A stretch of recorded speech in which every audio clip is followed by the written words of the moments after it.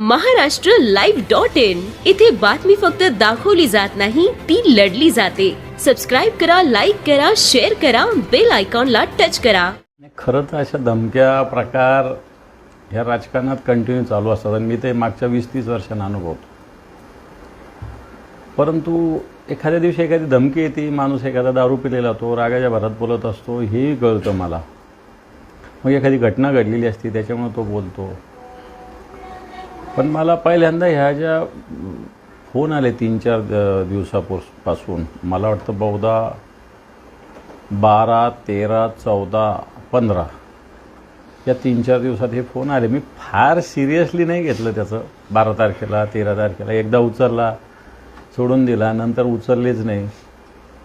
पण मी 14 तारखेला रात्री म्हणजे 15ला सकाळी जनरली 1:55, 2 वाजले असतील त्यावेळेस हे फोन झोपेत असताना मी कोणाची येतात म्हणून मला वाटलं कार्यकर्त्यांचे, कधी कधी डॉक्टर्स, कधी पोलीस स्टेशन असे फोन येत असतात शिवसैनिकाचे. झोपेत फोन उचलले, परंतु तिकडून ज्या पद्धतीनं भाषा, ज्या पद्धतीनं धमक्या होत्या, घाबरत नाही मी, परंतु एक धमक्या मला दिल्या एवढं सत्य आहे. बरं, मग मी म्हटलं कुठे नादी लागतं, मग मी फोन बंद केला. पुन्हा आला, पुन्हा बोललो, पुन्हा कट केला, पुन्हा आलं. पण मग मी थोडंसं हुशारी करून नुसतं ऐकत राहिलो, बोलत नाही राहिलो. मग सोडून दिलं. मग 2-3दा पुन्हा मिस कॉल आले, मी झोपलो. मग दुसऱ्या दिवशी मला असं वाटलं की कारण या रोज अशा पद्धतीनं धमक्या आहेत, एकदा तक्रार मी माझ्या याला घाबरत नाही, मी तेवढा सक्षम आहे.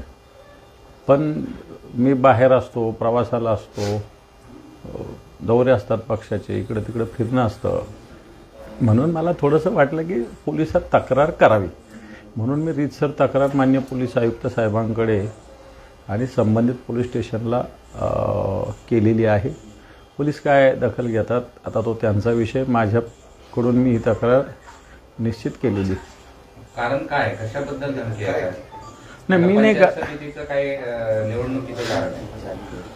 आता निवडणुका तर मी अनेक बघितलेल्या आहे ना. निवडणुका मला चांगलं आठवतं 1996-97 पासूनच्या सगळ्या निवडणुका. महापालिका झाल्या असतील 4-5, जिल्हा परिषदा झाल्या असतील 4-5, विधानसभा झाल्या, लोकसभा झाल्या, स्थानिक स्वराज्य झाले. या सगळ्या निवडणुकीत माझा एक संघटना म्हणून माझा एक महत्त्वाचा रोल राहिला. त्यामुळे अनेक निवडणुका मी बघितलेल्या आहे. सगळ्या गोष्टी झाल्या, चांगल्या वाईट सगळ्या गोष्टी झाल्या.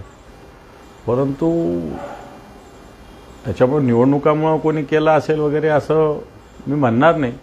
परंतु निश्चित मी रीतसर फोन नंबरचे तक्रार पोलीस आयुक्तांकडे केली. देणारचं म्हणणं काय होतं, म्हणजे काही कारण सांगितलं किंवा काय की थेट मारून टाकेल इथपर्यंत होतं मला, आणि कारण नाही, कारण आता पोलिसांनी तपासायचं आहे. त्याने काहीच सांगितलं, त्यांनी काही नाही सांगितलं. तसं जनरली कॉल रेकॉर्डिंग करत नाही, कारण मला ते खरं तर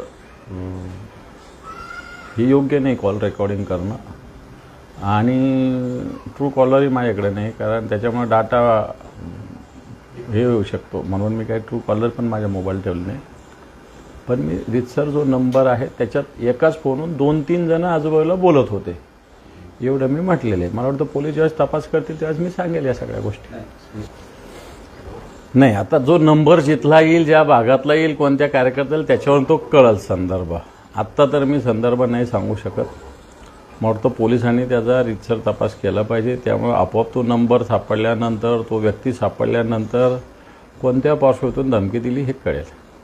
कारण रोज आमच्याकडून काही गोष्टी चांगल्या होतात, काही गोष्टी वाईट होतात. कित्येक वेळेस मी वेगवेगळ्या पद्धतीनं एक विरोधी पक्षात काम करतोय, त्याच्यामुळे वेगवेगळ्या पद्धतीनं सत्ताधाऱ्यावर आरोप करत असतो. निवडणुकीच्या राजकारणामध्ये कोणाला आवडणारं, कोणाला न आवडणारं काम हाताने घडत असतं. काही ठिकाणी भांडणं, तडणं, वेगवेगळ्या विषय असतात. त्याच्यात आपल्याला एखादी बाजू घ्यावी लागते, त्याच्यामुळे दुसरी बाजू नाराज होत असते. या सगळ्या गोष्टी रुटीन आहेत, त्याच्यामुळे एखाद्याने केली असावं शकतं असं मला वाटतं. तुम्ही दौरे करता, अशा परिस्थितीमध्ये सुरक्षा हवी आहे का, किंवा तसं काही पोलीस आयुक्तांना तुम्ही सांगितलं आहे का, तोडी किंवा आणखी काय?